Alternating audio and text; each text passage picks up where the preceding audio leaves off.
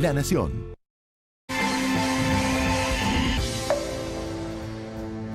Hay 42 impuestos provinciales en la Argentina. Vamos a hablar con un experto en teorías y técnicas impositivas, César Litwin. Muchísimas gracias, César, por estar aquí. Un gusto estar acá compartiendo información y esclareciendo. Eso mismo.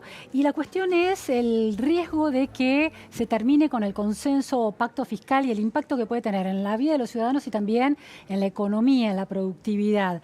¿Cómo es la situación impositiva hoy de provincias y municipios? ¿Cuántos impuestos hay y cuánto alientan o desalientan la producción? Bien, hay que tener en cuenta que en la Argentina existe federalismo fiscal. Eso significa que nación, provincias y municipios pueden cobrar tributos. Y de hecho que lo vienen haciendo. El tema es que en los últimos 20 años todos los impuestos locales de provincias y de municipios han ido aumentando estrepitosamente. La carga tributaria de estos impuestos ha aumentado de manera desbordante. Para eso, un medicamento que se utilizó a fin del año 2017, con vigencia 2018 en adelante, es un pacto fiscal entre la nación y las provincias. La nación le daba más ingresos a las provincias y las provincias y los municipios se obligaban a ir reduciendo gradualmente los impuestos más importantes. Ingresos brutos, que es el peor impuesto que existe en el sistema tributario argentino, impuesto de sellos, que también es un impuesto de la Edad Media, que está vigente en la Argentina, y las famosas tasas municipales, que han proliferado un montón y que entre impuestos provinciales y tasas municipales hay básicamente 120 tributos entre ambos. Ahora, antes de este pacto, de este consenso fiscal que definís como medicamento, ¿qué nivel de desorden había? ¿Era peor todavía? No, claro, justamente el pacto fiscal trata de poner topes a los impuestos y además tener un programa que llegaba hasta varios años posteriores, hasta de 2022 en adelante, de ir bajando 2018 una parte, 2019 otra parte, 2020 algunas actividades ya quedaban exentas de ingresos brutos, y de suspenderse ese pacto fiscal, lo que va a pasar en la economía y en el bolsillo de la gente es que va a seguir aumentando ingresos brutos, se va a volver a aumentar ingresos brutos de lo que ya bajó, se vuelve con impuestos de sellos y los municipios no van a hacer ningún esfuerzo de bajar las tasas municipales. Claro, por dos lados pega mal. Por todos lados va a pegar. Claro. ¿Y dónde va a pegar? Va a pegar en la competitividad de las empresas y va a pegar también en la traslación a los precios de estos impuestos, porque justamente el gran problema que tiene ingresos brutos es que tiene un efecto de traslación que se llama acumulativo, en cascada. Se va trasladando en todas las etapas, por eso ingresos brutos eximía las primeras etapas. Claro. Ahora, César, describías que en este pacto fiscal el Estado Nacional se comprometió a enviar fondos a las provincias para ir sustituyendo esta cantidad de impuestos. Ahora, esos fondos, ¿cómo se obtienen? ¿De dónde se sacan fondos extras para compensar a las provincias? No, bueno, justamente fue un acuerdo que hicieron entre nación y provincia que tiene que ver con un tema que todavía no le han encontrado solución, que es readecuar una ley obsoleta, que es la ley de coparticipación federal.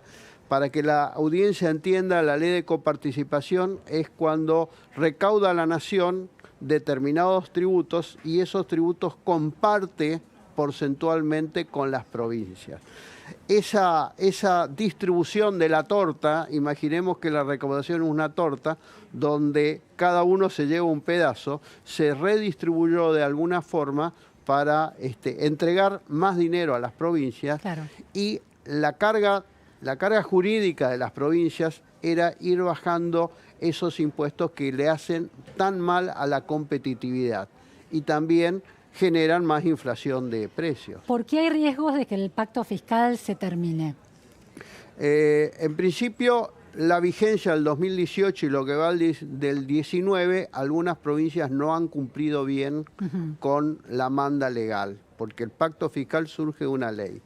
Lo que se ha escuchado es rumores de decir debemos suspender la aplicación del pacto fiscal porque las provincias quieren más ingresos. Entonces, digo, ante esta situación cabe advertir los efectos tóxicos que va a tener sobre la economía y sobre el bolsillo de la gente. ¿Qué provincias actualmente no están cumpliendo con lo que les manda la ley en relación al pacto fiscal? Bueno, algunas provincias han cumplido tardíamente la rebaja de alícuota. De ingresos brutos. De ingresos brutos. Se hizo una adenda al pacto fiscal donde se volvió a aumentar algunos impuestos que en su momento no podían aumentarse. Bueno, hay algunas provincias patagónicas, algunas provincias mesopotámicas que no han cumplido estrictamente con la manda legal. El no cumplimiento significa que no han bajado en el tiempo oportuno los impuestos. No es lo mismo bajarlo en el 2018 que bajarlo los últimos meses del 2018. Todos esos meses se paga de más. ¿Y eso se vio, se notó en los niveles de productividad, por ejemplo? Las consecuencias que tuvo ese incumplimiento del pacto fiscal en esos distritos, en esas provincias, ¿tuvo un efecto en la economía de esas provincias? Y lo que pasa es que es difícil medirlo porque hay como una confusión respecto de todo lo que es la actividad económica, la coyuntura, la crisis. Entonces, no se ha podido medir debidamente. Yo creo que el pacto fiscal fue una buena idea, una excelentísima idea, pero fue estructurado ingenuamente. Ingenuamente porque no hay un régimen sancionatorio importante para aquellos incumplimientos. Hay una penalización. Una penalización. Entonces, me parece que apuesto a que se cumpla el pacto fiscal y que no se suspenda. César, tenés una definición en relación a ingresos brutos que define uno de los efectos nocivos de ese impuesto como el efecto helado en la mano. ¿A qué se refiere esto? Sí, el 70% de la recaudación de ingresos brutos es por recaudación anticipada. ¿Qué significa recaudación anticipada? Antes que venza la declaración jurada, me retienen los proveedores o los clientes, me perciben, o las entidades financieras, el famoso SICREV que me cuenta, son todos pagos a cuenta. Pagos a cuenta significa que estoy pagando antes. Cuando pago antes, normalmente, perversamente, genera saldo a favor en muchos contribuyentes. El recupero del saldo a favor con alta inflación y altas tasas de interés genera lo que digo helado en la mano. ¿Qué significa eso? Significa que si tengo un crédito a mi favor que pagué de más y me lo devuelven un año después o nunca, lo que va a pasar es que no me queda del helado ni el cucurucho. Claro, porque la inflación se comió ese valor, o bueno, si no devuelve nunca, porque y no se lo devuelve nunca por una cuestión burocrática. Y normalmente hay una carrera de obstáculos para que el organismo provincial le devuelva. Viene una inspección, se hace larga la inspección, tratan de encontrar el pelo en la leche y la idea es tratar de no devolver. Eso ha generado este anticipo de ingresos brutos que las provincias se financien a costa de los contribuyentes a tasa cero. Porque tienen a su favor... No le está pagando un interés a ese no le pagan interés empresario, y muchos contribuyentes que no están bien estructurados en su asesoramiento no saben bien cómo hacer el pedido de devolución de ese saldo a favor. César, última cuestión, la diferencia entre tasas y porcentajes impositivos que tiene que pagar a nivel municipal un ciudadano. Tenés una idea que dice que están exagerando el tema de las tasas los municipios. ¿Por qué esto es serio? Lo que yo digo es que las tasas deben calcularse, el valor de la tasa que tiene que pagar un contribuyente en función del beneficio que reciben. Del servicio que está recibiendo. Si es una tasa de seguridad e higiene que se cobran en los municipios, tiene que estar valorizado en función del costo del servicio, no en función de los ingresos de la empresa. Entiendo. Entonces, lo que han hecho es establecer impuestos pero que están disfrazados de tasas. Claro, entiendo. Porque constitucionalmente los municipios no pueden cobrar impuestos. Claro, atan el Y valor si lo a los niveles de cobran ingresos, en función de la capacidad económica, no es una tasa, es un impuesto. Claro, y esto se ha expandido. Sí, claro. Está- Muchos municipios cobran tasas que en realidad son impuestos disfrazados.